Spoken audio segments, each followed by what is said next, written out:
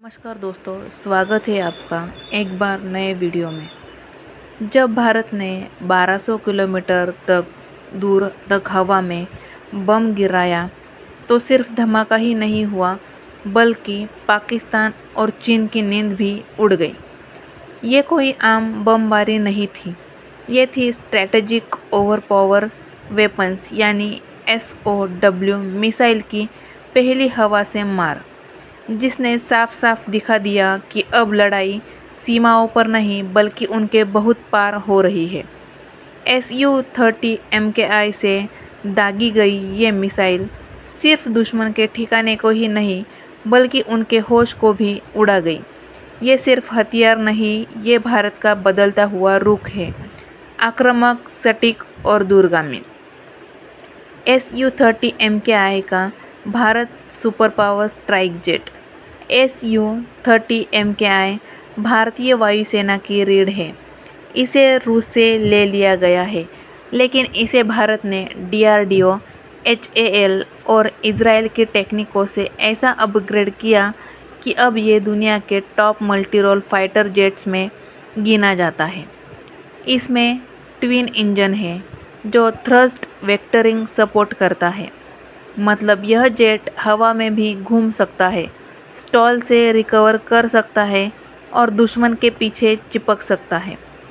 इसकी रेंज लगभग 3000 plus kilometre है और अगर हवा में रिफ्यूलिंग हो तो यह 8 घंटे तक उड़ भी सकता है।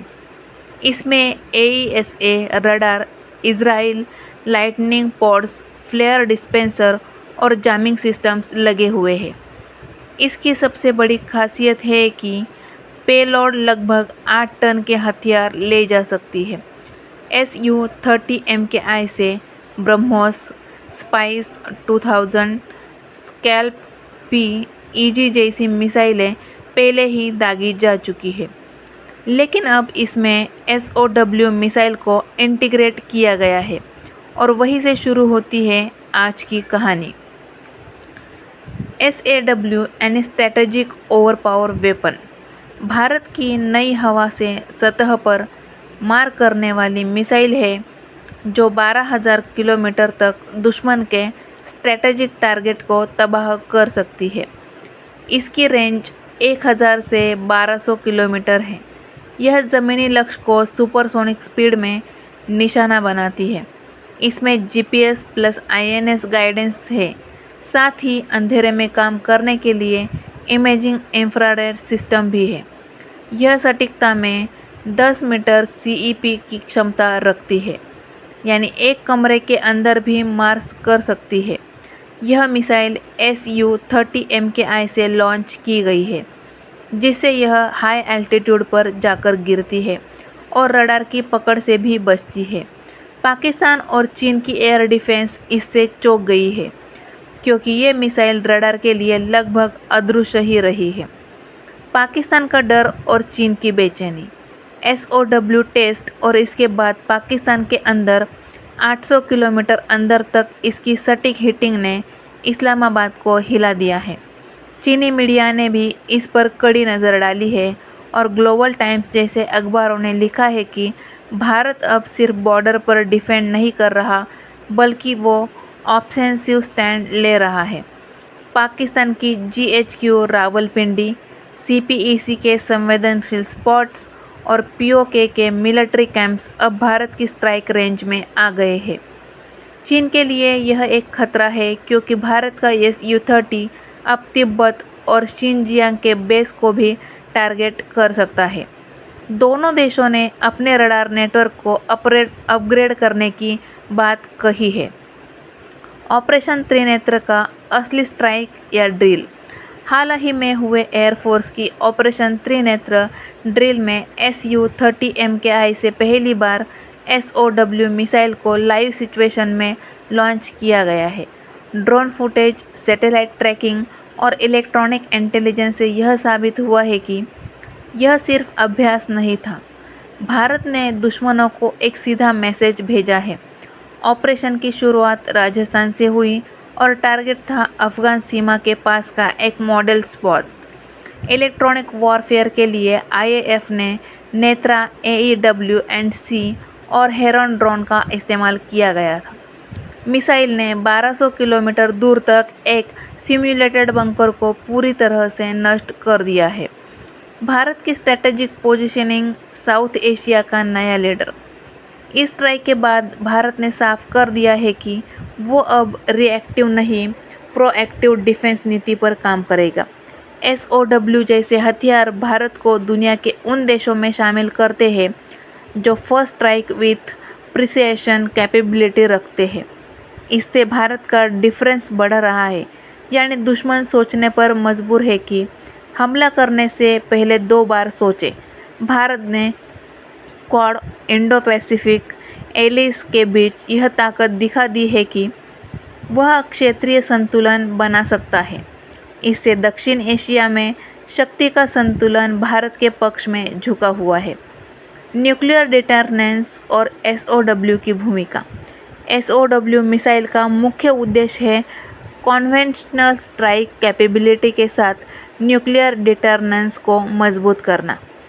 जब दुश्मन को लगे कि भारत 1000 किलोमीटर दूर से उनके कमांड सेंटर को कन्वेंशनल मिसाइल से तबाह कर सकता है, तो वो परमाणु हथियार का विकल्प सोचने से पहले 10 बार सोचेगा।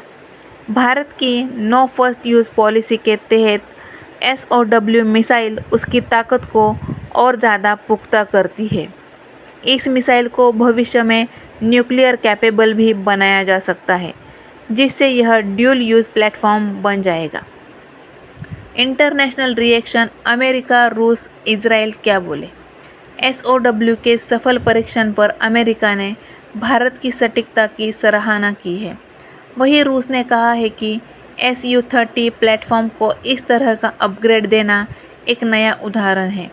इजराइल ने भी भारत को इमेजिंग और सीकर टेक्नोलॉजी में मदद की है, जिससे यह मिसाइल हर मौसम में मार करने में सक्षम है।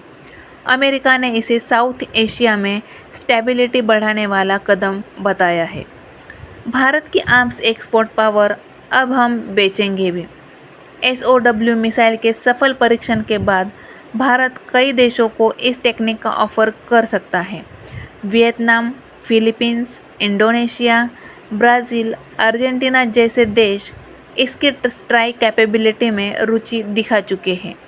मेक इन इंडिया के तहत इसकी निर्माण प्रक्रिया भारत में ही होगी, जिससे डिफेंस एक्सपोर्ट को बढ़ावा मिलेगा। पाकिस्तान और चीन की तैयारी और असफल जवाब। पाकिस्तान ने अपनी NASR और बाबर मिसाइलों की टेस्टिंग तेज़ की है, लेकिन उनकी रेंज और सटीकता अभी भी सीमित है। चीन ने अपने DF सीरीज़ के सिस्टम को तैनात किया दिया है, लेकिन तिब्बत में ऊंचाई के कारण वह लगातार सर्वाइलेंस नहीं कर सकता।